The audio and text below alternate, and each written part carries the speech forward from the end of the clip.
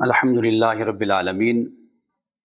والصلاة والسلام علی سید المرسلین وعلی آلہ واصحابہ اجمعین اما بعد فاعوذ باللہ من الشیطان الرجیم بسم اللہ الرحمن الرحیم۔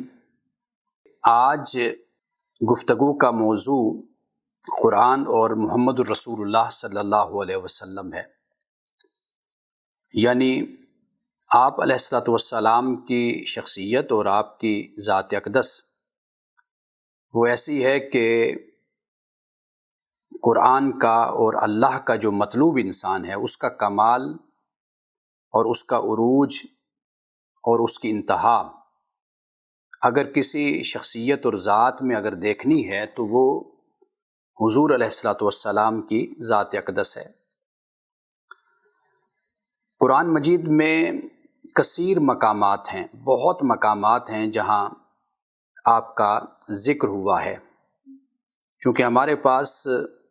وقت کم ہوتا ہے تو لہٰذا چند مقامات آج میں بیان کر سکوں گا، اور کبھی اس سیریز کو ہم اگر شروع کریں کہ قرآن رسول اللہ صلی اللہ علیہ وسلم کا تعارف کیسے کرواتا ہے، آپ کے بارے میں ہمیں کیا بتاتا ہے، تو یہ بہت ہی اہم اور بہت ہی علم والا یہ موضوع ہے۔ قرآن مجید نے جس طرح رسول اللہ صلی اللہ علیہ وسلم کا تعارف کروایا ہے اور ہمیں بتایا ہے کہ یہ اللہ کے رسول ہیں، تو وہ اتنا کافی ہے اور اتنا کفایت کرنے والا ہے کہ مزید آپ کو قرآن سے باہر کسی اور سورس کے ذریعے سے جاننے کی حاجت نہیں رہتی، الا یہ کہ آپ عرب کے احوال کو، تاریخ کو، حالات کو جانتے ہیں، اور رسول اللہ صلی اللہ علیہ وسلم کی سیرت کے وہ چیپٹر جو تفصیل کے ساتھ پھر ہمیں احادیث میں اور یا پھر ہمیں رسول اللہ صلی اللہ علیہ وسلم کی سیرت کہ جسے پھر سیرت نگاروں نے بیان کیا ہے اس میں پھر ہمیں وہ واقعات ملتے ہیں، گویا کہ وہ قرآن مجید ہی کی آیات کو وضاحت کے ساتھ بیان کرتے ہیں کہ رسول اللہ صلی اللہ علیہ وسلم کے اخلاق کو جب قرآن پاک اعلیٰ اخلاق کہتا ہے، خلق عظیم کہتا ہے، تو وہ خلق عظیم پھر کیا ہے، تو وہ پھر ہمیں رسول اللہ صلی اللہ علیہ وسلم کا جو حسن معاملہ ہے، اخلاق ہے، جو مکہ میں اور مدینہ میں ہمیں نظر آتا ہے، دوست و دشمن کے ساتھ، بڑے چھوٹے کے ساتھ، اور ہر نسل، ہر رنگ اور ہر ذات کے انسان کے ساتھ، تو یہ اعلیٰ اخلاق تو یہی ہوتا ہے نا کہ جو حالات کے تابع نہ ہو، اور جو حالات کے تابع ہوتا ہے تو وہ اعلیٰ اخلاق یا خلق عظیم وہ نہیں ہوتا۔ تو رسول اللہ صلی اللہ علیہ وسلم کا جو اخلاق تھا وہ حالات کے تابع نہیں تھا، یعنی کسی مجبوری کے تابع نہیں تھا۔ تو خیر ہم اس پہ آگے جا کر ہم بات کرتے ہیں۔ قرآن مجید میں رسول اللہ صلی اللہ علیہ وسلم کا ہمیں ذکر ملتا ہے، ایک تو اس حوالے سے کہ جب کفار نے آپ پہ کوئی تہمت لگائی، آپ پہ کوئی الزام یا آپ کا تمسخر اڑایا، تو اس کا جواب اللہ سبحانہ و تعالیٰ کی طرف سے دیا گیا، اس لیے کہ پیغمبر اللہ کا نمائندہ ہے،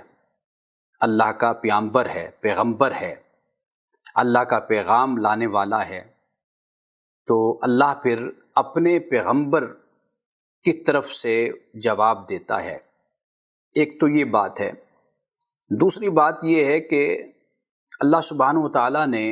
رسول اللہ صلی اللہ علیہ وسلم کی صفات کو اور خوبیوں کو اور کمالات کو بھی بیان کیا ہے۔ اس کے بیان کرنے کی ایک بنیادی وجہ یہی ہے کہ اللہ نے اپنے رسول کو بھیجا اور پھر یہ بھی بتا دیا کہ جو اللہ کا انتخاب ہوتا ہے وہ معمولی انتخاب نہیں ہوتا۔ ہم بھی کسی کو اگر کسی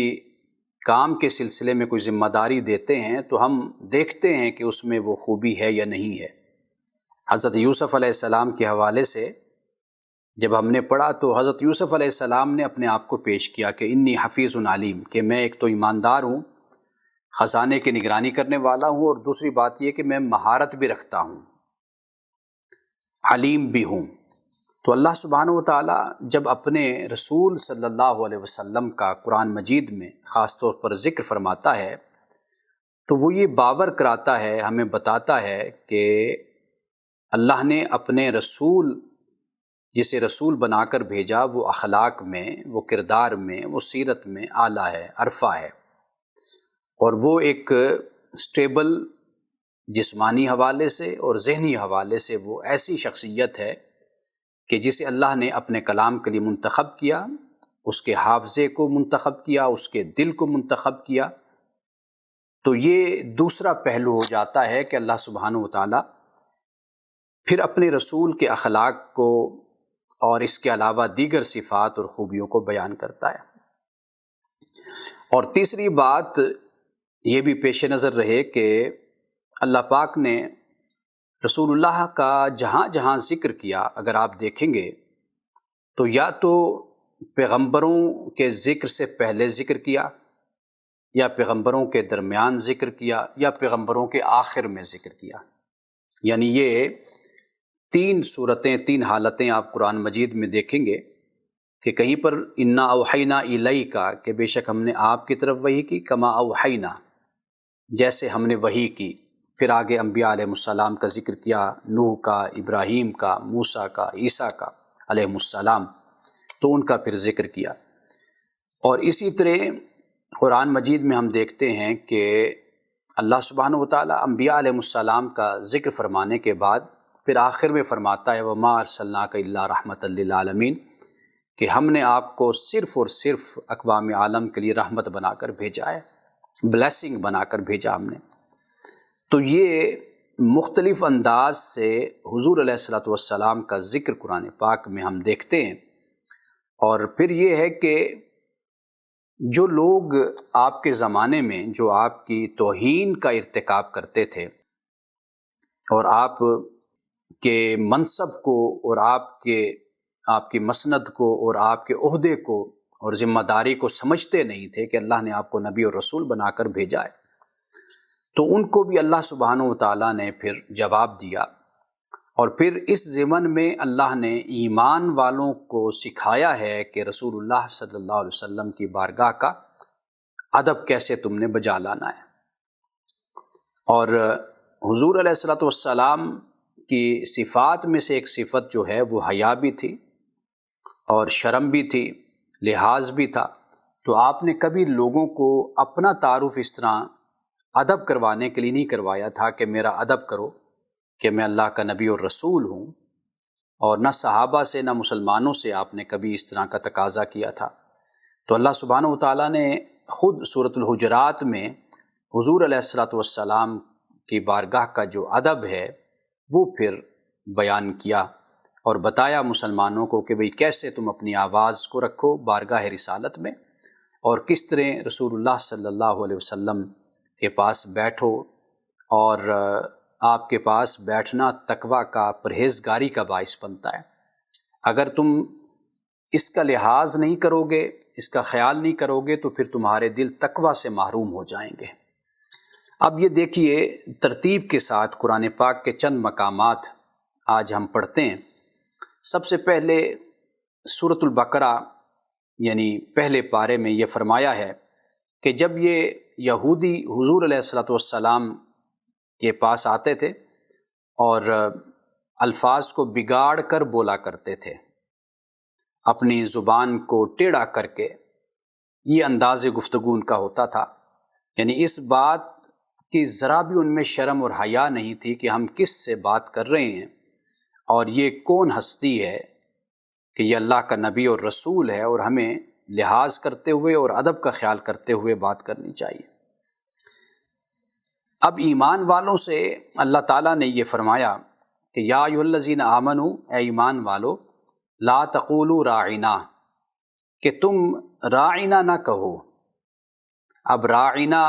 یعنی اس کا مطلب تو سادہ اور سمپل سا ہے کہ بھئی ہماری رعایت کیجیے، یعنی ذرا نظر کرم فرمائیے۔ یہ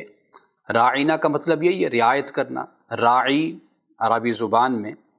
اب وہ اس کو کھینچ کر بولا کرتے تھے اور اس سے چرواہا یعنی گستاخی کا معنی نکال لیا کرتے تھے۔ تو اللہ پاک نے فرمایا کہ وَقُولُوا انظُرْنَا وَاسْمَعُوا،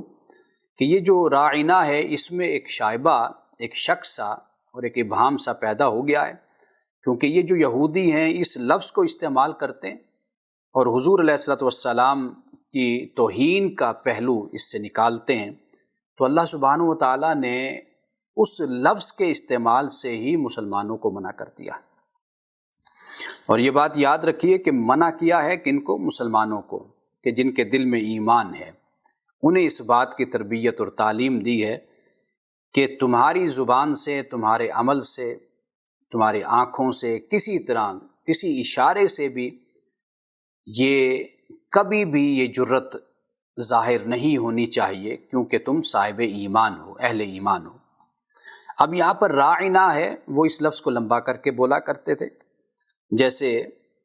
حضرت عائشہ صدیقہ رضی اللہ تعالی عنہا موجود تھی تو چند یہودی آئے تو سلام کی جگہ سام بولنے لگے۔ سام، تو سام کا مطلب ہوتا ہے ہلاکت یا لعنت، ایسا اس کا ترجمہ ہے۔ اب وہ سلام نہیں بولتے۔ حضرت عائشہ صدیقہ رضی اللہ تعالیٰ عنہا کو غصہ آیا تو آپ نے اس کے جواب میں ان کو ویسے ہی جواب دیا، یعنی کہ جیسے تم نے کہا بھئی تم پر یہ ہو وہ، جیسے ایک انسان جو محبت کرنے والا ہوتا ہے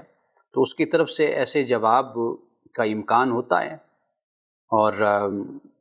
متوقع جواب ہوتا ہے یہ۔ تو رسول اللہ صلی اللہ علیہ وسلم نے پھر کیسے تربیت فرمائی؟ تو آپ نے حضرت عائشہ صدیقہ رضی اللہ تعالی عنہا کو سخت الفاظ سے منع فرمایا، اور آپ نے فرمایا کہ اس کے جواب میں تم وعلیکم کہہ دو، یعنی اگر سلامتی بھیجی ہے تو سلامتی واپس لوٹ جائے، اگر ملامت بھیجی ہے تو ملامت واپس لوٹ جائے، اگر لعنت بھیجی ہے تو لعنت واپس لوٹ جائے۔ تو گویا کہ یہاں پر اسی بات کو بیان کیا کہ وہ راعنا کو راعینا کہتے تھے، جس طرح یہودی سلام کی جگہ سام بولا کرتے تھے۔ تو اب یہاں پر اللہ سبحانہ وتعالیٰ نے ایمان والوں سے کہا کہ وَقُولُوا انظُرْنَا وَاسْمَعُوا، کہ آپ کہہ دو کہ انظرنا یعنی ہم پہ نظر فرمائیے، واسمعوا، اور پھر ایمان والوں سے یہ بھی کہا کہ سنو، یعنی یہ سنو جو کہا اس سے مراد یہ ہے کہ بھئی پہلی دفعہ ہی توجہ سے بات کو سنا کرو، یہ نہ ہو کہ دوسری مرتبہ تمہیں کہنے کی یہ نوبت آئے کہ انظرنا، کہ ہم پر نظر فرمائیے، یعنی جب رسول اللہ صلی اللہ علیہ وسلم گفتگو فرما رہے ہیں تو توجہ سے سنو۔ تو یہ نوبت ہی نہیں آنی چاہیے کہ تمہیں دوبارہ کہنا پڑے، عرض کرنی پڑے کہ یا رسول اللہ انظرنا، ہم پہ نظر فرمائیے۔ تو واسمعوا یہاں پر اسی بات کی تلقین کرتا ہے، جیسے عام طور پر ہم بیٹھے ہوتے ہیں تو بات کر رہے ہوتے ہیں، کبھی ہمارا ذہن کہیں سے کہیں پہنچ جاتا ہے اور پھر ہم بعد میں کہتے ہیں آپ نے کیا کہا تھا، میں سن نہیں سکا آپ کی بات کو۔ تو یہ جو انداز ہوتا ہے یہ آپ کسی اور کے ساتھ تو استعمال کر سکتے ہیں، اختیار کر سکتے ہیں، لیکن پیغمبران خدا کے ساتھ یہ طریقہ، اور خاص طور پر رسول اللہ صلی اللہ علیہ وسلم کے ساتھ اس کی اجازت ہرگز نہیں ہے۔ یہ تو گویا کہ ایمان کے ضائع کرنے والی بات ہے۔ حضور علیہ السلام کی بات کو صحابہ کیسے سنتے تھے؟ کل ہم نے پڑھا کہ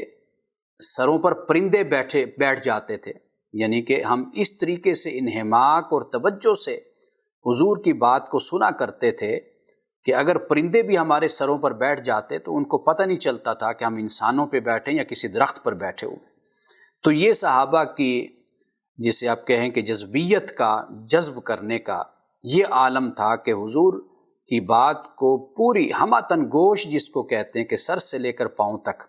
کان بن کر آپ کی بات کو سنا کرتے تھے۔ آگے فرمایا وَلِلْكَافِرِينَ عَذَابٌ أَلِيمٌ، اور کافروں کے لیے دردناک عذاب ہے۔ لیکن یہاں پہ ایک بات یہ یاد رکھیے کہ ہمارے ہاں جو یہ عمومی کلچر اب پیدا ہو گیا کہ کوئی بات اگر مخالف کرتا ہے تو ہم اس کی بات کو خود ہی کھینچ تان کر اس کو منفی لبادہ پہنانے کی کوشش کرتے ہیں، منفی معنی دینے کی کوشش کرتے ہیں، تو یہ رویہ بھی قابل تحسین نہیں ہے۔ ایمان والے ہمیشہ اپنے ایمان والوں کے بارے میں حسن ظن رکھتے ہیں اور اچھا گمان رکھتے ہیں،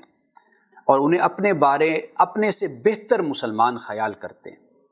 قرآن مجید نے جو یہ بیان کیا ہے اور مختلف مقامات پر بیان کیا ہے، یہ یہود کے بارے میں ہے، منافقین کے بارے میں ہے کہ جو ارادتاً، جان بوجھ کر، نیتاً، اور جن کے دلوں میں ایمان بھی نہیں اترا تھا اور وہ معاشرے میں، سماج میں اسلام کا، پیغمبر اسلام کا، مسلمانوں کا، صحابہ کا، صحابیات کا، ازواج کا تمسخر اڑاتے تھے اور وہ نشانے پر رکھتے تھے۔ تو ہم بدقسمتی سے آج اپنے ہی مسلمان بھائی پر اس طرح کا الزام لگا دیتے ہیں، اس کی زبان سے کوئی بات نکلتی ہے تو اس کو ہم اپنا من مانی، جسے مانا کہتے ہیں، وہ پہناتے ہیں اور پھر کہتے ہیں کہ دیکھیں جی اس نے یہ کر دیا۔ تو ہمیں اس بات کا لحاظ ضرور رکھنا چاہیے کہ قرآن مجید جن کی بات کرتا ہے یا رسول اللہ صلی اللہ علیہ وسلم کی احادیث میں جن کا ہمیں ذکر ملتا ہے، یہ وہ لوگ تھے کہ جو انتہائی دشمن تھے، جن کی دشمنی کسی سے بھی پوشیدہ نہیں تھی، جن کا ہر وقت کام یہی ہوتا تھا کہ وہ اسلام کو کسی نہ کسی طریقے سے گزند اور نقصان پہنچائیں۔ تو ہم ان کی حالت کو بھی دیکھیں اور اپنے مسلمان بھائی کی حالت کو بھی دیکھیں، اور ہمیں کبھی بھی ایسا رویہ نہیں اختیار کرنا چاہیے کہ ہم دوسرے کو پھر کسی اس ایسے مقام پر لے کر آ جائیں کہ وہ پھر ڈھٹائی میں، ضد میں، تعصب میں وہ ایسی بات کہے کہ جو پھر ہم کہیں کہ ہاں اب اس نے یہ کہہ دیا ہے تو لہٰذا اس پر یہ حکم لگتا ہے اور اس پر یہ سزا لگتی ہے۔ تو اس معاملے میں بھی ہمیں احتیاط برتنی چاہیے اور دوسرے کے ساتھ ہمیشہ شفقت کا، محبت کا معاملہ رکھنا چاہیے، اور دوسرے سے اگر کوئی غلطی ہو جاتی ہے، بات ایسے منہ سے نکل جاتی ہے، تو ہمیں اس کی تعلیم اور تربیت کا اور اپنی طرف سے جو ایک ذمہ داری ہے اس کو ادا کرنے کا ہمیں سوچنا چاہیے کہ ہم اس کو اصل اسلام اور حقیقت کے بارے میں ہم اس کو آگاہ کریں۔ دیکھیے قرآن پاک وہ لوگ کہ جو ارادتاً، جان بوجھ کر اللہ کی آیات کا تمسخر اڑاتے تھے، وَإِذَا رَأَيْتَ الَّذِينَ يَخُوضُونَ فِي آيَاتِنَا فَأَعْرِضْ عَنْهُمْ۔ اللہ پاک فرماتا ہے کہ جب آپ دیکھتے ہیں، یعنی آپ علیہ السلام اور مسلمان، کہ وہ ہماری آیات کا مذاق اڑا رہے ہیں اور اس پر لغو بازی اور فضول گفتگو کر رہے ہیں، تو فرمایا کہ پھر ان سے اعراض کر لو، فَأَعْرِضْ عَنْهُمْ، ہاں حَتَّى يَخُوضُوا فِي حَدِيثٍ غَيْرِهِ، ہاں اگر وہ پھر اپنی بات کو بدل کر، یعنی اللہ کی آیات کا تمسخر اڑانا چھوڑ کر دوسری بات میں مصروف ہو جائیں، تو پھر ان کے پاس جاؤ، پھر ان کو تبلیغ کرو، پھر ان کو دعوت دو، پھر ان کو بلاؤ۔ یہ ان کے بارے میں فرمایا جا رہا ہے کہ جو پکے کافر ہیں، مشرک ہیں، منافق ہیں، یہودی ہیں، جن کا کفر چھپا ہوا نہیں ہے، ان کے بارے میں بھی یہ تعلیم دی جا رہی ہے کہ جب آپ دیکھتے ہیں ان لوگوں کو کہ یہ ہماری آیات کا خوض کرتے ہیں، تو فرمایا کہ بھئی آپ ان سے علیحدہ ہو جایا کریں، آپ ان سے اعراض برتا کریں۔ پھر آگے فرمایا کہ بھئی جب یہ اپنی بات کو ختم کر لیں تو پھر تبلیغ اور دعوت کا جو معاملہ ہے تو وہ آپ اس کو جاری رکھیے، آپ ان سے ملیے جلیے تاکہ آپ ان کو اللہ کی راہ کی طرف لا سکیں، اللہ کے دین کی طرف لا سکیں۔ تو قرآن مجید کا جب ہم مطالعہ کرتے ہیں تو یہاں تربیت بالکل مختلف قرآن ہماری کرتا ہے جو تربیت آج ہمارے سماج میں اور ہمارے معاشرے میں ہوتی ہے۔ اب میرے سامنے سورۃ آل عمران ہے کہ اس میں رسول اللہ صلی اللہ علیہ وسلم کے اخلاق کو بیان کیا گیا ہے، اور یہ آیت میں نے دروس قرآن میں کسی درس میں اس پر میں نے بات بھی کی تھی کہ فَبِمَا رَحْمَةٍ مِّنَ اللَّهِ لِنْتَ لَهُمْ، کہ یہ اللہ کی بڑی رحمت ہے کہ آپ لنت لہم، آپ نرم ہیں، آپ میں نرمی ہے۔ وَلَوْ كُنْتَ فَظًّا غَلِيظَ الْقَلْبِ، اور اگر آپ سخت زبان اور سخت دل ہوتے تو لَانفَضُّوا مِنْ حَوْلِكَ، تو یہ لوگ آپ سے چھٹ جاتے، یعنی آپ سے بھاگ جاتے۔ اب یہاں پر ہمارے لیے بھی یہی تعلیم ہے کہ لوگوں کو دین سے متنفر کرنے کے بجائے دین کے قریب کریں۔ لوگوں کے مختلف مزاج بھی ہوتے ہیں، مختلف طبیعتیں، مختلف افکار و نظریات بھی ہوتے ہیں، تو لیکن ہماری ذمہ داری یہ بنتی ہے کہ ہم ان کی تربیت پر توجہ کریں، ان کے ساتھ اچھا معاملہ رکھیں تاکہ وہ ہمارے دین کی طرف متوجہ ہوں اور دین کو قبول کریں، اگر ان کی کوئی غلط فہمی ہے تو اس کو دور کر دیا جائے۔ یہ نہیں کہ پہلے دن سے ہی ایسی پوزیشن لے کر انسان بیٹھ جائے کہ جو دوسرا 60% اگر دور ہے دین سے تو وہ 100% ہو جائے۔ اب یہاں پر حضور علیہ السلام کے اخلاق کو کہہ لیجئے، آپ کی شخصیت کو کہہ لیجئے کہ اللہ تعالیٰ نے یہاں پر بیان کیا کہ آپ نرم دل ہیں، نرم ہیں۔ اگر آپ سخت زبان ہوتے، سخت دل ہوتے تو یہ لوگ پھر آپ سے جو صحابہ ہیں، جو دیوانہ وار آپ کے آس پاس بیٹھتے ہیں اور جو ہر وقت آپ کی زیارت کے لیے آپ کی مجلس میں بیٹھے رہتے ہیں اور بڑی محبت، چاہت اور توجہ کے ساتھ آپ کو دیکھتے ہیں، تو یہ آپ اگر سخت دل ہوتے، سخت زبان ہوتے تو پھر یہ آپ کو چھوڑ کر چلے جاتے۔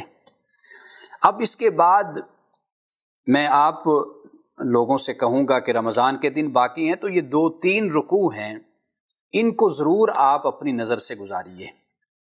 اور ان کو ضرور پڑھیے۔ اور یہ جو رکوع ہیں میں تمام تینوں 2-3 رکوع ہیں، ان کو میں ترجمے کے ساتھ تو نہیں پڑھتا لیکن چند مقامات میں آپ کو سناتا ہوں۔ یہاں پر جو ہمیں معلوم ہوتی ہے بات وہ یہ ہے کہ جب انسان اللہ کے دین سے جڑتا ہے تو پھر وہ جو جبت اور طاغوت ہیں، جبت سے مراد یہ جو ہماری بہنوں کی، بھائیوں کی بڑی دلچسپی ہوتی ہے ٹونے میں، جادو میں اور ایسی باتوں میں جو بے سر و پا قسم کی باتیں ہوتی ہیں، اور تعویذ ہیں، گنڈے ہیں اور اس طرح کے کوئی اپنا فال نکال رہے ہوتے ہیں، تو نعوذ باللہ اب تو قرآن سے بھی لوگ فال نکالتے ہیں، اور قرآن پاک کو نعوذ باللہ میں نے دیکھا ایک ویڈیو میں کہ انہوں نے پکڑ کر ایسے رسی سے رکھا ہوا تھا قرآن پاک کو، یعنی جیسے ترازو سے دیکھا جاتا ہے کہ کس طرف وزن زیادہ جائے گا وہ پھر نیک فعال ہوگا، دوسری طرف وزن جائے گا وہ بد فعال ہوگا۔ تو یہ قرآن مجید کو اس طریقے سے ہم تاریخ میں پڑھتے ہیں کہ پہلی قومیں اسی طرح اپنی کتاب کے ساتھ سلوک کرتی تھیں، اور ہمارے دیہاتوں میں یا جو یہ جاہل قسم کے جو عاملین ہوتے ہیں یہ اسی طرح کا کام کرتے ہیں۔ تو یہاں پر سب سے پہلے تو اللہ یہ بتاتا ہے کہ جو دین سے دوری ہوتی ہے اسی سے ہی پھر جبت اور طاغوت پر ایمان اور جبت اور طاغوت پر اعتماد لوگوں کا ہوتا ہے۔ یعنی جیسے اللہ سے نزدیکی اور قربت اللہ کے ہوگی اور جس طرح دین سے قربت حاصل ہوگی تو انسان ان توہمات سے اور ان جسے ہم کہتے ہیں کہ شکوک و شبہات سے پھر انسان باہر نکل آتا ہے۔ اللہ کی ذات کے ساتھ جو جڑ جاتا ہے اس کا اعتماد اور اس کا یقین اور اعتبار اور تیقن جب اللہ کی ذات پر ہوتا ہے، جیسے حضرت یوسف علیہ السلام کے حوالے سے ہم نے پڑھا، تو پھر اللہ تعالیٰ راستوں کو آسان کرتا چلا جاتا ہے۔ اگر کوئی دقت، کوئی پریشانی بھی آتی ہے تو وہ خوشی سے اور ہنستے ہوئے قبول کرتا ہے کہ مولا یہ تیری آزمائش اور امتحان ہے اور میں اسے آزمائش اور امتحان سمجھ کے قبول کرتا ہوں، اور مجھے توفیق اور طاقت اور ہمت عطا کر کے میں اس میں سرخرو ہوں۔ تو یہ جب دین سے دوری ہوتی ہے تو پھر ان معاملات میں انسان کی دلچسپی بڑھ جاتی ہے۔ قرآن پاک کو زیادہ سے زیادہ پڑھیے، اس سے جو انسان کی اصلاح ہوتی ہے انسان بالکل دنیا سے بے نیاز ہو جاتا ہے، اللہ کی ذات کے ساتھ پھر انسان جڑ جاتا ہے۔ اور اسی طرح ایک تو یہ بات آغاز اس سے ہوتا ہے، اور پھر یہ بتایا جاتا ہے کہ جو بھی حق کی بات کہنے والا ہوتا ہے اس کے لوگ دشمن بن جاتے ہیں۔ لوگوں کا طریقہ یہی ہے، جب آپ ان کو جہالت سے نکالتے ہیں، جبت اور طاغوت سے نکالتے ہیں، تو پھر وہ کیا کرتے ہیں، وہ پھر مخالفت پر اتر آتے ہیں، دشمنی پر اتر آتے ہیں کہ یہ شخص ہمیں یہ بات جو ہماری روایت ہے، رسم ہے، ہم نے اپنے بڑوں کو یا ہم نے اپنے ماحول سے یہ سیکھا ہے، ہمیں یہ کہتا ہے کہ یہ سب غلط ہے۔ اب یہاں پر رسول اللہ صلی اللہ علیہ وسلم کی چونکہ رسالت اور نبوت کا بیان ہے تو یہاں پر آل ابراہیم کا بھی ذکر اللہ پاک نے کر دیا کہ یعنی ابراہیم کی آل سے مراد یعنی حضرت اسحاق ہو گئے، یعقوب ہو گئے، حضرت یوسف ہو گئے، باقی جتنے بھی ہیں وہ بھی تقریباً یعنی ان کا تعلق بھی حضرت ابراہیم کی آل سے ہی بنتا ہے۔ اور یہاں تک کہ رسول اللہ صلی اللہ علیہ وسلم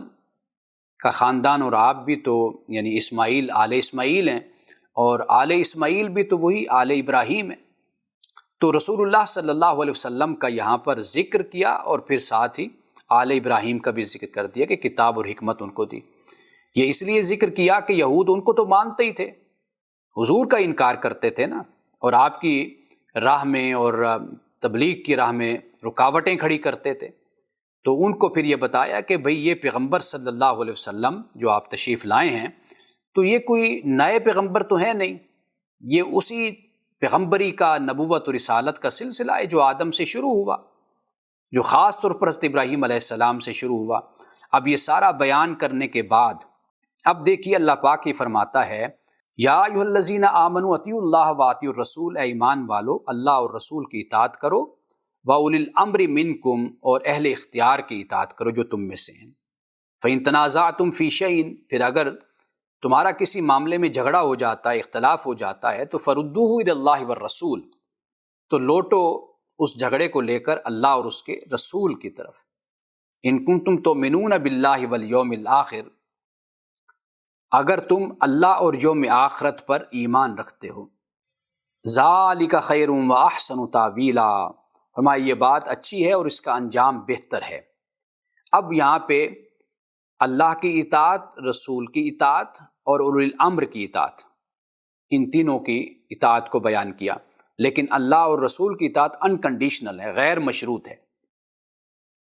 لیکن جو اولو الامر ہیں ان کی جو اطاعت ہے وہ مشروط ہے، کنڈیشنل ہے، یعنی اگر وہ اللہ اور اس کے رسول کی اطاعت کریں تو ان کی اطاعت کرو، اگر وہ اللہ اور اس کے رسول کی اطاعت سے بغاوت کریں تو پھر ان کی اطاعت کرنا لازم نہیں ہے۔ لا طاعۃ فی مخلوق فی معصیۃ الخالق،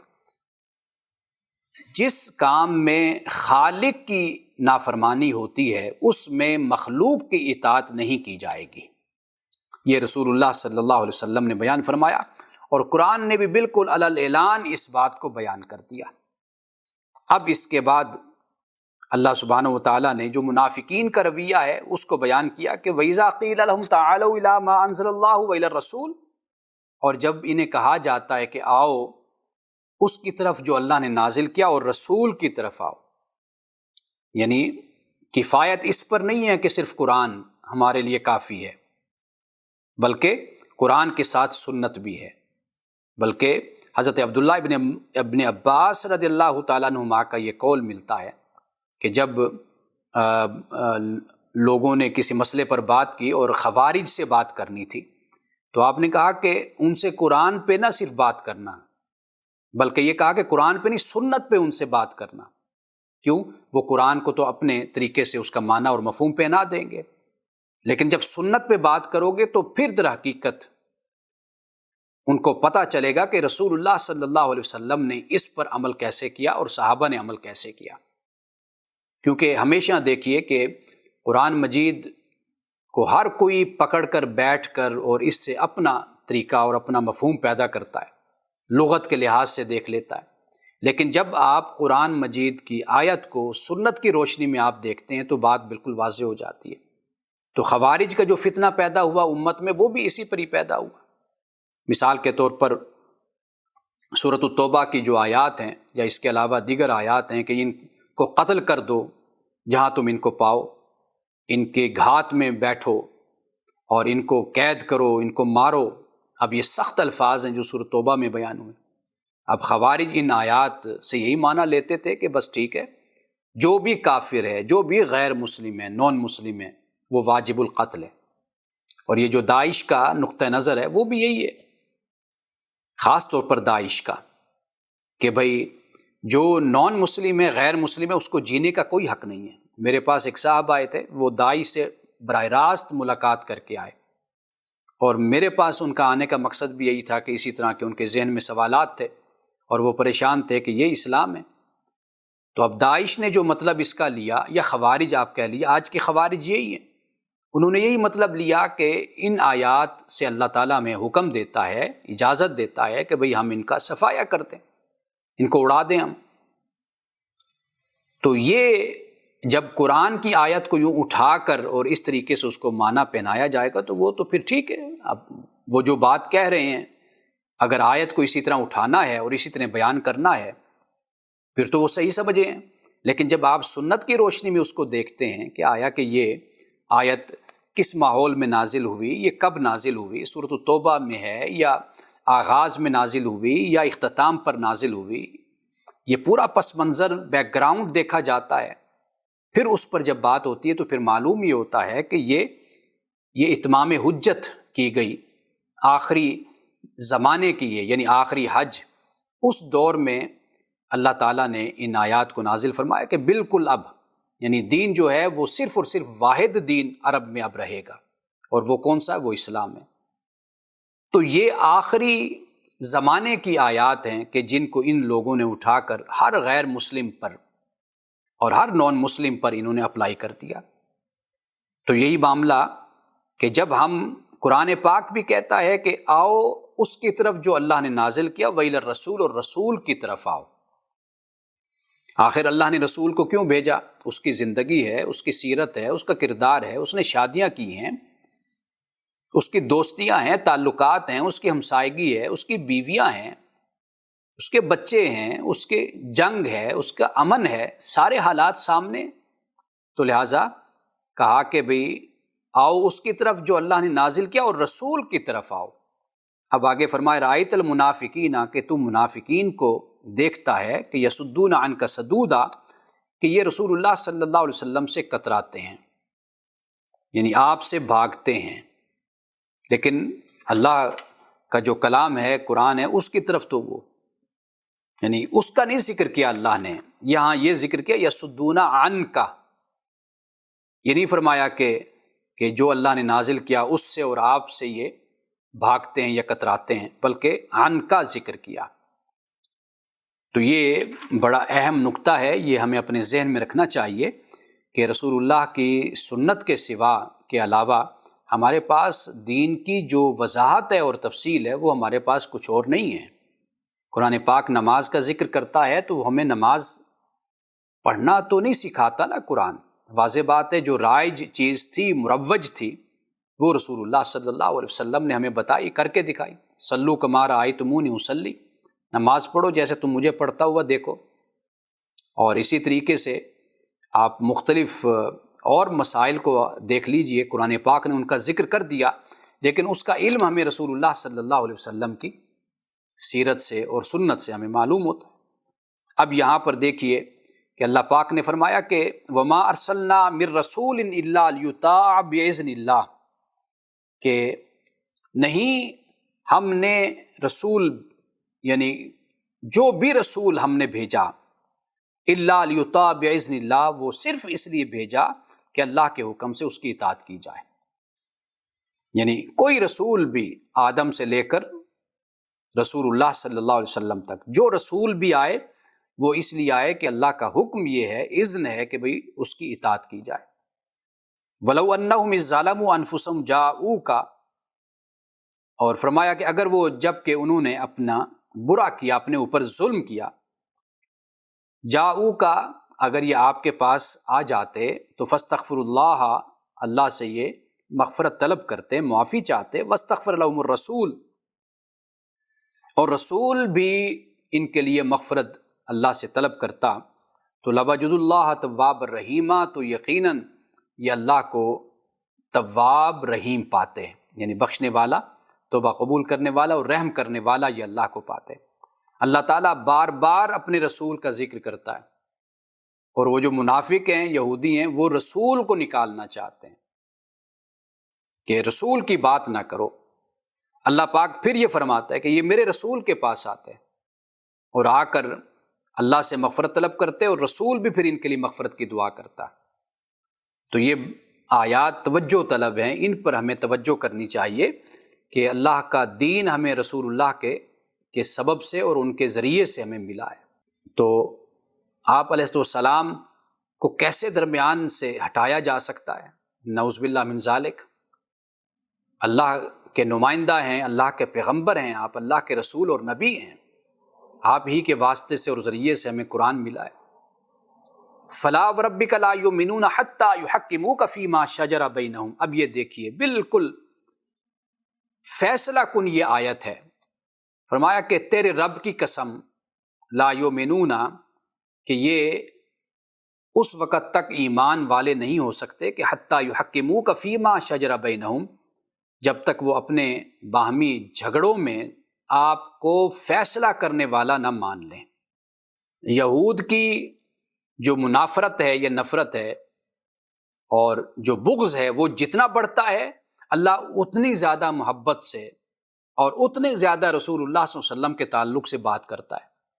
یعنی اب دیکھیے کہ فلا وربک کا، تیرے رب کی قسم، یعنی رسول اللہ سے یہ اللہ پاک فرماتا ہے کہ تیرے رب کی قسم۔ حالانکہ قسم کسی اور طریقے سے بھی تو رب ذوالجلال بیان کر سکتا تھا نا،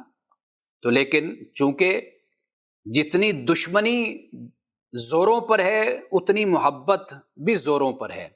اتنا جواب اور تعارف بھی زوروں پر ہے، تو اس لیے فرمایا کہ آپ کے رب کی قسم کہ ایمان کی یہ علامت بتا دی کہ رسول اللہ جو فیصلہ کر دیں،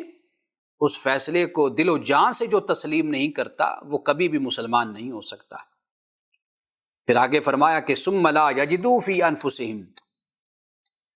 اور پھر وہ تنگی نہ پائیں، حرج اپنے دلوں میں، مما قضیتا، اس سے جو آپ فیصلہ کر دیں، وَيُسَلِّمُوا تَسْلِيمًا، اور وہ اسے خوشی سے قبول نہ کریں، یعنی انہیں چاہیے کہ وہ خوشی سے قبول کر لیں اور جو آپ فیصلہ کر دیں اس کے معاملے میں اپنے دل میں کسی قسم کی کوئی کھٹک، کوئی حرج اور کوئی تنگی محسوس نہ کریں۔ یہ آپ علیہ السلام کا اس طرح یہاں پر بیان ہوتا ہے۔ اب جو اس کی آخری آیت ہے، اب دیکھیے کہ اللہ پاک نے جنت میں جانا اور اچھے لوگوں کی معیت یہ بھی مشروط کر دی رسول کی اطاعت سے۔ وَمَن يُطِعِ اللَّهَ وَالرَّسُولَ، جو اللہ اور اس کے اور جو رسول کی اطاعت کرتا ہے، فَأُولَٰئِكَ مَعَ الَّذِينَ أَنْعَمَ اللَّهُ عَلَيْهِم مِّنَ النَّبِيِّينَ وَالصِّدِّيقِينَ وَالشُّهَدَاءِ وَالصَّالِحِينَ وَحَسُنَ أُولَٰئِكَ رَفِيقًا، وَحَسُنَ أُولَٰئِكَ رَفِيقًا، یعنی جو اللہ اور رسول کی اطاعت کرے گا وہ ان لوگوں کے ساتھ ہوگا جن پر اللہ نے انعام کیا۔ کن پر انعام کیا؟ پیغمبر، صدیق، شہید اور صالح۔ وَحَسُنَ أُولَٰئِكَ رَفِيقًا، کیسی اچھی ہے ان کی رفاقت، کیسی اچھی ہے ان کی دوستی۔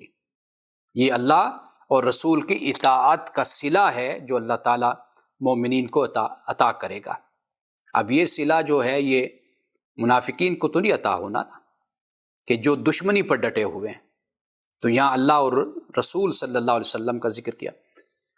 قرآن مجید میں اللہ کے لیے اطاعت کا لفظ استعمال ہوا ہے اور رسول اللہ صلی اللہ علیہ وسلم کے لیے اطاعت اور اتباع دونوں لفظ استعمال ہوئے ہیں، اس لیے کہ اطاعت صرف پیروی کا نام ہے اور اتباع دیکھ کر اور جان کر معلوم ہوتا ہے کہ اب یہاں پر قدم رکھا تو وہاں پر قدم رکھا، وہاں پہ رکھا تو وہاں پر رکھا، تو یہ اتباع ہوتی ہے۔ تو اس کے لیے ایک نمونہ ہونا عملی طور پر یہ ضروری ہوتا ہے اتباع کے لیے، تو اس لیے رسول اللہ صلی اللہ علیہ وسلم کے لیے اتباع کا لفظ بھی قرآن پاک نے استعمال کیا، پیروی، فالو کرنا۔ اور اسی طریقے سے سورۃ النور میں تو اللہ نے یہ بھی فرما دیا کہ جو من یطع الرسول فقد اطاع اللہ، جو رسول کی اطاعت کرتا ہے تحقیق اس نے اللہ کی اطاعت کی۔ یہاں تو بات ہی ختم ہو گئی کہ جو رسول کی اطاعت کرتا ہے اس نے تحقیق اللہ کی اس نے اطاعت کی ہے۔ یعنی گویا کہ کوئی اس شک شبے میں نہ رہے کہ بھئی میں نعوذ باللہ کوئی رسول کی اطاعت کروں گا تو اللہ کی اطاعت نہیں ہوگی۔ بھئی اللہ کے پیغمبر ہیں، اللہ کے نمائندہ ہیں، اللہ کے احکام کے سب سے پہلے پیروکار پیغمبر ہے، مسلم پیغمبر ہے، مومن پیغمبر ہے، سب سے پہلا مسلم اور مومن پیغمبر ہے، قرآن پاک بیان کرتا ہے۔ تو رسول کی جب اطاعت اور پیروی ہوگی اور اتباع ہوگی تو گویا کہ وہ اللہ کی اطاعت ہے۔ اب یہاں پہ دیکھیے کہ رسول اللہ صلی اللہ علیہ وسلم کی رسالت کا ذکر اللہ پاک فرماتا ہے، تورات اور انجیل میں بھی آپ کا ذکر موجود ہے، لکھا گیا الذین یتبعون الرسول النبی الامی۔ اب یہاں پہ حضرت موسیٰ علیہ السلام کا ذکر آپ جانتے ہیں سورۃ الاعراف میں بہت زیادہ ہوا ہے، آپ کے معجزوں کا ذکر ہوا ہے، یعنی یہ وہ مقام ہے جہاں پہ حضرت موسیٰ علیہ السلام کے دیگر معجزوں کا بھی ذکر ہوا ہے، دیگر معجزوں کا بھی یہاں پر بیان ہوا ہے۔ اب جیسے میں نے پہلے آپ سے کہا کہ انبیاء علیہ السلام کا ذکر ہوتا ہے اور پھر درمیان میں یا آخر میں پھر اللہ سبحانہ و تعالیٰ پھر رسول اللہ صلی اللہ علیہ وسلم کا بھی ذکر فرماتا ہے۔ اب یہاں پہ ابھی آگے حضرت موسیٰ علیہ السلام کا بھی ذکر ہونا ہے، پہلے کافی ذکر ہو چکا، اور بلکہ سورۃ الاعراف میں آپ شروع میں دیکھیے حضرت لوط کا، حضرت نوح کا، حضرت شعیب کا، حضرت صالح کا، حضرت ہود کا، سب کا ذکر ہوا ہے۔ حضرت موسیٰ علیہ السلام کا تفصیل سے ذکر ہوا اور بعد میں بھی ہے اس میں سورۃ الاعراف میں، لیکن درمیان میں دیکھیے اللہ پاک نے رسول اللہ کا ذکر کیا۔ فرمایا الذین یتبعون الرسول النبی الامی، جو لوگ پیروی کرتے ہیں، اتباع کرتے ہیں، یہاں پر اتباع کا لفظ آیا، یا کریں گے اس رسول کی جو نبی امی ہے۔ آپ رسول بھی ہیں، نبی بھی ہیں، اور امی ہیں۔ امی سے مراد یعنی مکہ والے، مکی بھی ہو سکتا ہے اس سے مراد، اور اس سے مراد یہ ہے کہ آپ اپنی والدہ کے بطن مبارک سے جیسے آپ باہر تشریف لائے، وہ اس حالت میں جیسے انسان ہوتا ہے، آپ اسی حالت میں، یعنی آپ کسی مدرسہ میں، کسی دانشگاہ میں، کسی درس گاہ میں آپ نہیں گئے، آپ نے وہاں پر نہیں پڑھا، کوئی آپ کا استاد نہیں ہے، کسی نے آپ کو کبھی شعر و شاعری کرتے ہوئے نہیں دیکھا، کوئی لکھتے ہوئے نہیں دیکھا، کچھ پڑھتے ہوئے نہیں دیکھا، تو یہ اللہ تعالیٰ نے اس حوالے سے بھی فرمایا کہ امی، ام القریٰ مکہ والے، ام القریٰ مکہ کو کہتے ہیں، یعنی بستیوں کی ماں، بنیاد، جڑ، مرکز، تو اس نسبت سے بھی آپ امی ہیں۔ اگر اس نسبت سے دیکھا جائے تو وہ بھی یعنی اس لحاظ سے بھی آپ امی ہیں۔ الذی یجدونہ مکتوبا عندہم فی التوراۃ والانجیل، اور یہ رسول نبی امی ہے کہ جس کا یہ ذکر پاتے ہیں لکھا ہوا تورات میں اور انجیل میں، ان کے پاس جو تورات اور انجیل ہے نا اس میں ان کا ذکر موجود ہے۔ یامرون بالمعروف وینہاہم عن المنکر، کہ یہ انہیں نیکی کا حکم دیتا ہے اور برائی سے روکتا ہے، یعنی آپ علیہ السلام۔ وَيُحِلُّ لَهُمُ الطَّيِّبَاتِ وَيُحَرِّمُ عَلَيْهِمُ الْخَبَائِثَ، پاکیزہ چیزیں جائز ٹھہراتا ہے اور ناپاک چیزوں کو حرام کرتا ہے۔ وَيَدَعُ عَنْهُمْ إِسْرَهُمْ وَالْأَغْلَالَ الَّتِي كَانَتْ عَلَيْهِمْ، اور ان پر سے وہ بوجھ اور قیدیں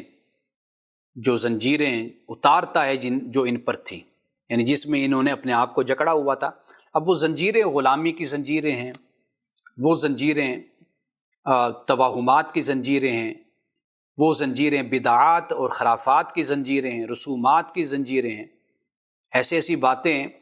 اپنے مسلمان بھائیوں سے اور بہنوں سے سننے کو ملتی ہیں، تو انسان حیران ہوتا ہے کہ آج کا زمانہ کہ جو اتنا اویئرنیس کا زمانہ ہے اور اتنی آگاہی کا زمانہ ہے، اس زمانے میں لوگ دین سے ناواقف ہیں اور ابھی تک انہی باتوں پر چل رہے ہیں جو انہوں نے اپنے دیکھا کہ ہماری والدہ ایسے کرتی تھی، والد ایسے کرتا تھا۔ اب تو شعور کا زمانہ ہے، ہر کسی کے پاس موبائل ہے، سوشل میڈیا ہے، نیٹ ہے، وہ بہت کچھ پڑھ سکتا ہے، دیکھ سکتا ہے، مطالعہ کر سکتا ہے۔ قرآن کا ایک ترجمہ نہیں، انگلش میں 20 ترجمے آپ کو نیٹ پر مل جاتے ہیں۔ جن کو انگلش آتی ہے وہ اس میں پڑھ سکتے ہیں، جن کو اردو آتی ہے اردو میں پڑھ سکتے ہیں۔ 20 ترجمے، 20 کا لفظ میں بول رہا ہوں، اگر آپ اس کو سینکڑوں میں بھی کہیں نا تو یعنی مختلف زبانوں میں آپ کو موجود ملیں گے، پشتو میں ملیں گے، آپ کو پنجابی میں ملیں گے، آپ کو اردو میں، فارسی میں، عربی میں اس کا ترجمہ اور تشریح اور تفسیر آپ کو ملے گی۔ انگلش میں اتنی زیادہ ہیں، یعنی جتنے ملک ہیں یورپ کے اتنے قرآن پاک کے ترجمے موجود ہیں، جتنے مسلم ملک موجود ہیں اتنے ترجمے موجود ہیں، اور پھر آگے سے آگے ہر کسی نے، علماء نے اپنے انداز میں ترجمہ کیا ہے، لیکن پھر بھی لوگ اتنے دور ہیں علم سے اور قرآن سے، افسوس ہوتا ہے۔ اب اس کے بعد یہ فرمایا کہ وَيَدَعُ عَنْهُمْ إِسْرَهُمْ وَالْأَغْلَالَ الَّتِي كَانَتْ عَلَيْهِمْ، کہ ان پر جو بوجھ تھا اس بوجھ کو یہ پیغمبر اٹھاتا ہے اور جس میں یہ جکڑے ہوئے ہیں زنجیروں میں، ان زنجیروں کو توڑتا ہے۔ فَالَّذِينَ آمَنُوا بِهِ وَعَزَّرُوهُ، پس جو لوگ اس پر ایمان لائے اور جنہوں نے اس کی عزت کی، وَعَزَّرُوهُ وَنَصَرُوا، اس کی مدد کی، وَاتَّبَعُوا النُّورَ الَّذِي أُنزِلَ مَعَهُ، اور نور کی پیروی کی، وہ نور کے جو اس پر نازل کیا گیا، اس کے ساتھ اتارا گیا۔ اولئک هم المفلحون، یہی لوگ ہیں جو فلاح پانے والے ہیں۔ رسول اللہ صلی اللہ علیہ وسلم کی جو رسالت ہے وہ رسالت عامہ ہے، یعنی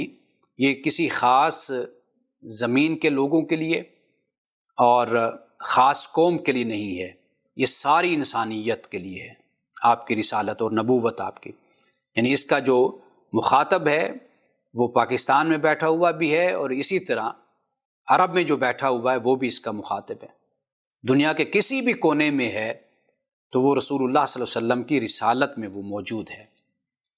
تو اس لیے قرآن پاک کو دیکھیے تو اس میں اللہ تعالیٰ نے مختلف مقامات پر اسی بات کو بیان کیا۔ یہ آخری مقام ہے، مقامات تو اور بھی ہیں لیکن چونکہ وقت ہمارے پاس کم ہے، آج ممکن ہے کہ 5-10 منٹ اوپر ہو جائیں۔ یہ آخری مقام ہے سورۃ توبہ کا، آیت نمبر 128 سے فرمائے لقد جاءکم رسول من انفسکم عزیز علیہ ما عنتم حریص علیکم بالمؤمنین رؤوف الرحیم، کہ تمہارے پاس تم ہی میں سے ایک رسول آیا کہ عزیز علیہ ما عنتم، کہ اس پر گراں گزرتا ہے تمہارا مشقت میں پڑنا، تمہارا نقصان میں پڑنا اس پر یہ شاق ہے،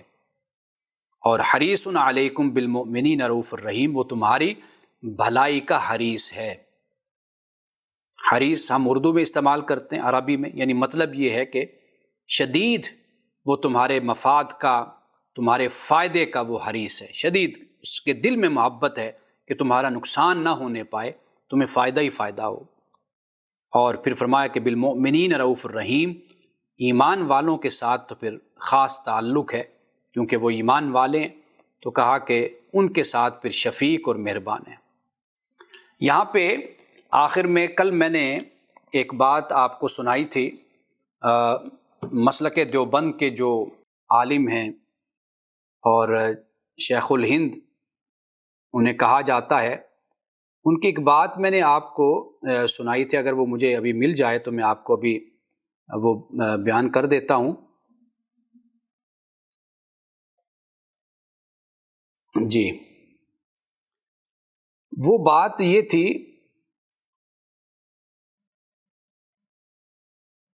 کہ جس میں مولانا مناظر احسن گیلانی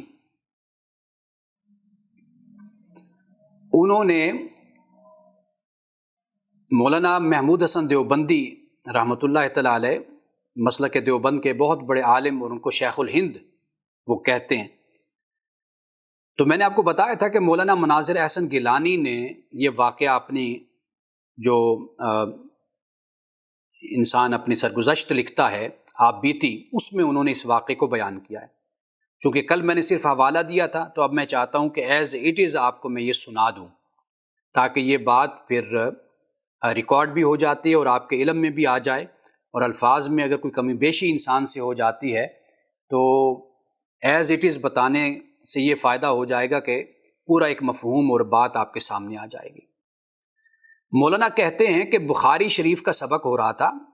مشہور حدیث گزری کہ تم میں سے کوئی اس وقت تک مومن نہیں ہو سکتا جب تک اس کے مال، بال، بچے اور سارے انسانوں سے زیادہ میں اس کے لیے محبوب نہ ہو جاؤں۔ مولانا کہتے ہیں کہ میں نے عرض کی کہ بحمداللہ عام مسلمان بھی سرکار کائنات کے متعلق محبت کی اس دولت سے سرفراز ہے، جس کی دلیل یہ ہے کہ ماں باپ کی توہین کو تو ایک حد تک مسلمان برداشت کر لیتا ہے، لیکن رسالت مآب کی ہلکی سی سدکی بھی مسلمانوں کو اس حد تک مشتعل کر دیتی ہے کہ ہوش و حواس مسلمان کھو بیٹھتے ہیں۔ آئے دن کا مشاہدہ ہے کہ جان پر لوگ کھیل گئے۔ یہ سن کر حضرت نے فرمایا، ہوتا ہے شک یہی، بے شک یہی ہے، ہوتا بے شک یہی ہے جو تم نے کہا، لیکن کیوں ہوتا ہے؟ تہ تک تمہاری نظر نہیں پہنچی۔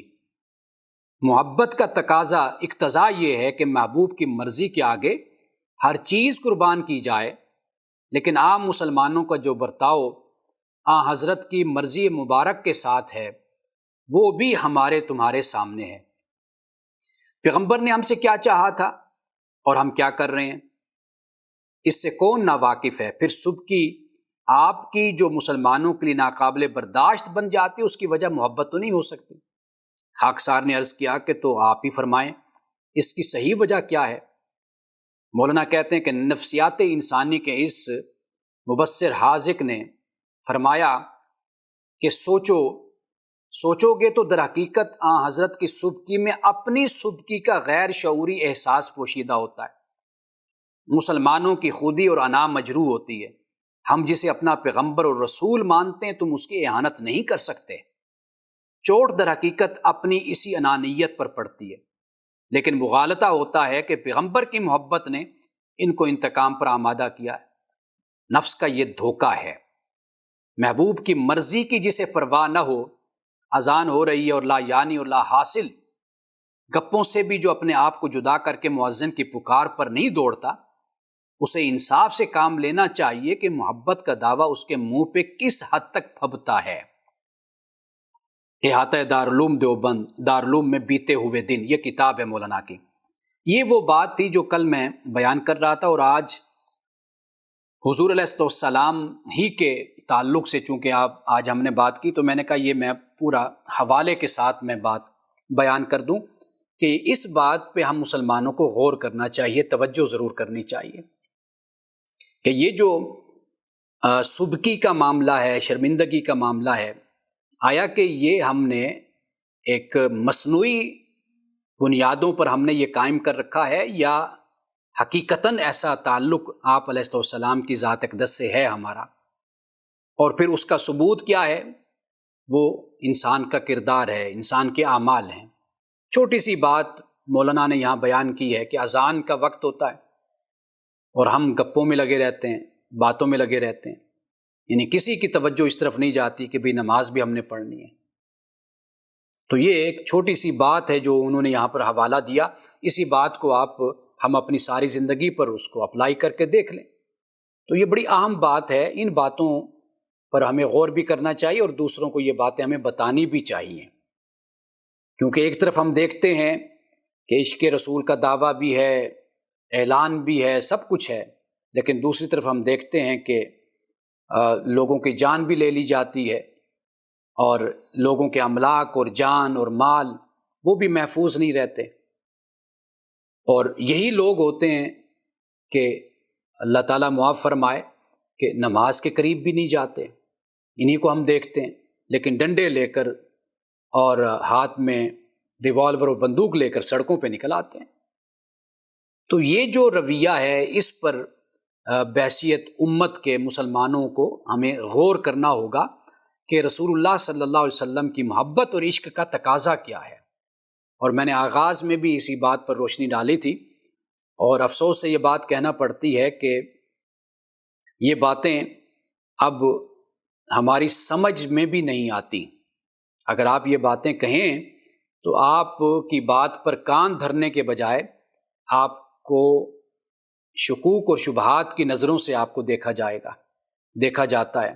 کہ آپ یہ بات کیوں کر رہے ہیں۔